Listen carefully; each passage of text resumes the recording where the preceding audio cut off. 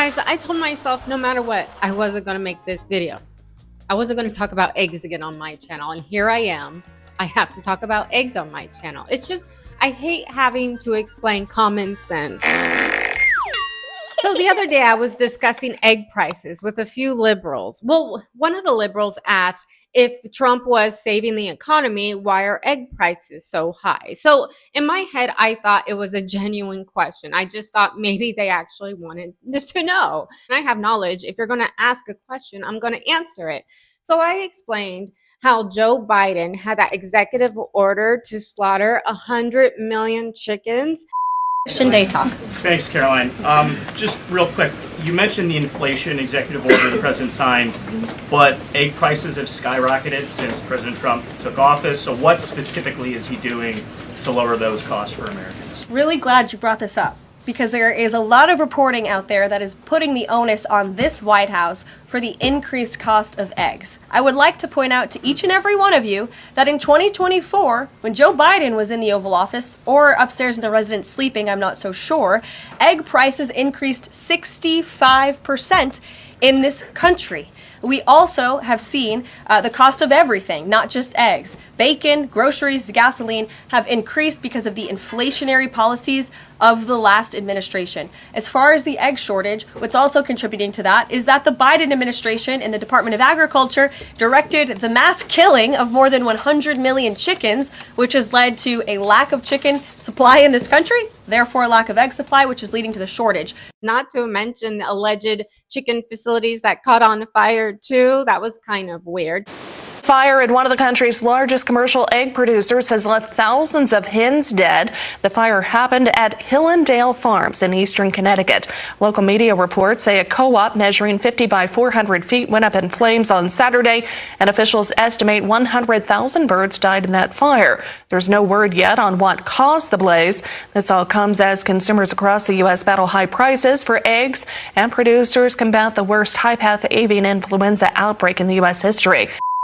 A huge fire. Of a massive fire at an egg farm. Tonight, a large fire damaged a plant southeast of Moses Lake. Fast-moving flames tear through a barn in Bowling Green. Take a look at all of that smoke pouring out of there. Battling 3 barn fires right now, big fires. Each building, we're told, has tens of thousands of chickens. There are 3 chicken coops on fire. There is a massive barn fire burning in Hickman's egg farm in Tonopah. Nearly 300,000 chickens were trapped inside of this 3-story steel building on the outskirts of Ceres as flames and smoke took over.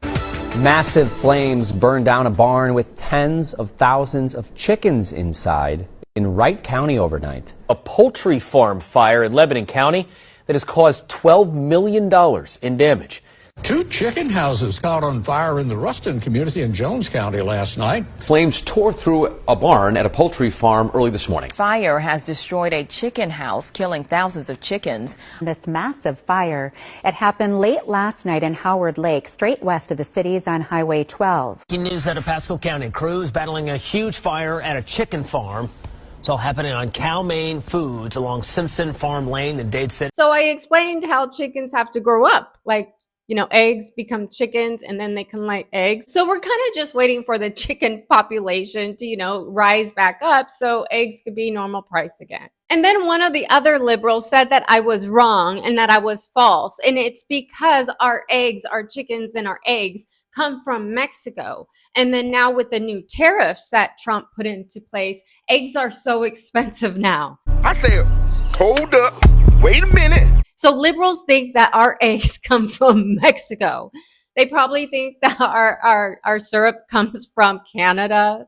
Our avocados probably come from Mexico too. America, we have chickens. We have chickens here. We have eggs here. Avocados come from California. There's also other states that grow avocado too. Our maple syrup, guess what? It's made here in America as well.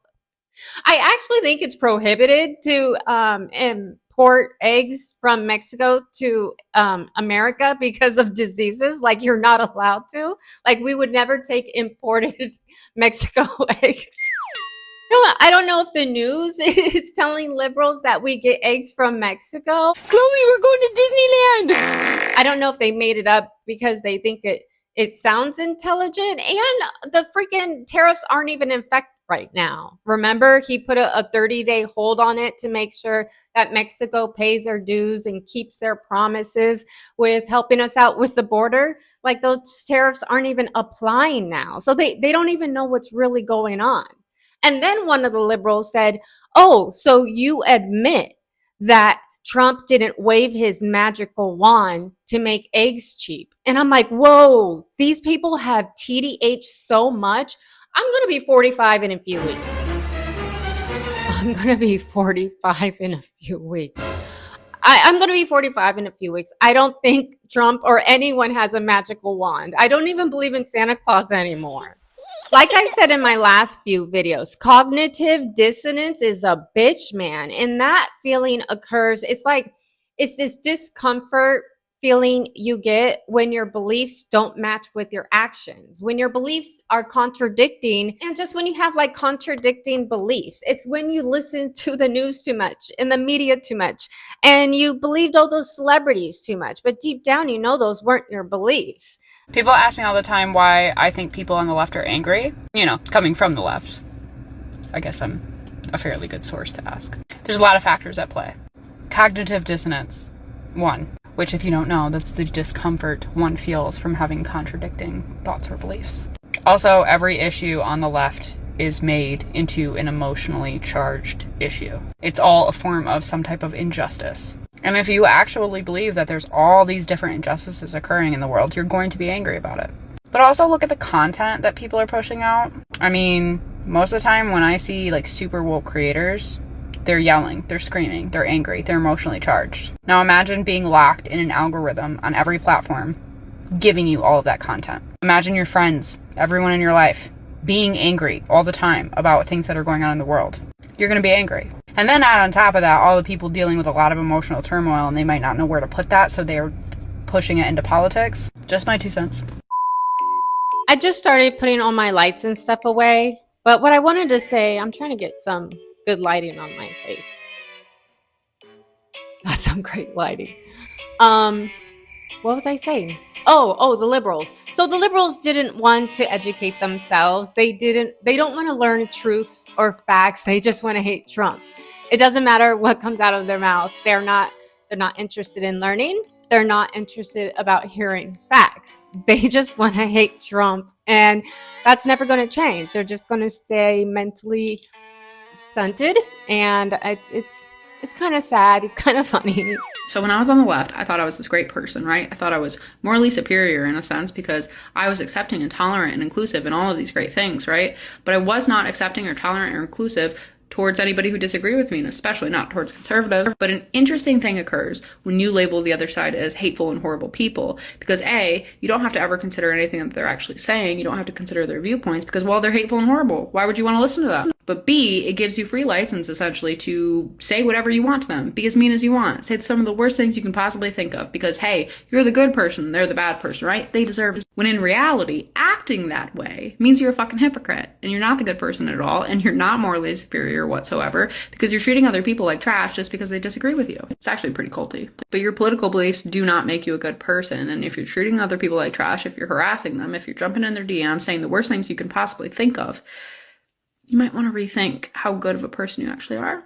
This time right now, Trump's era is called the golden age. We're all celebrating. This is a once in a lifetime opportunity to celebrate with us. You can be negative Nancy naysayers and go against reality, because that's exactly what's going on right now.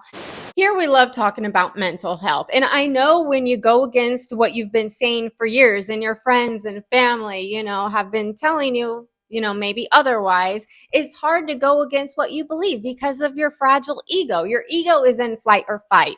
You start sweating, you start getting nervous when you know you're wrong, but you grow. Turn your L's into lessons and start learning. It's not too late. We can all celebrate and be happy. I mean, you're going to take Big Daddy Trump's check in a little bit. 5K sounds pretty good. Come celebrate with us. This is a great time to be alive. That's why they're calling it the golden age. Suck up your pride, leave your ego alone, let it go, and guess what? You're going to grow. You're going to evolve. You're going to learn. You're going to rise above. You're going to be smarter than you were before. This is just, I don't know. I can't stand. Like, you really think we get eggs from Mexico?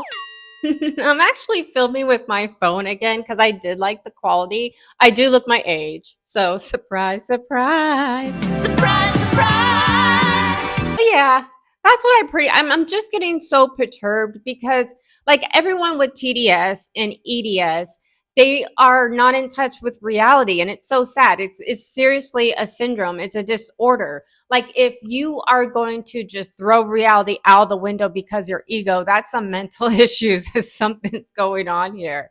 Our eggs here in Arizona are about $10.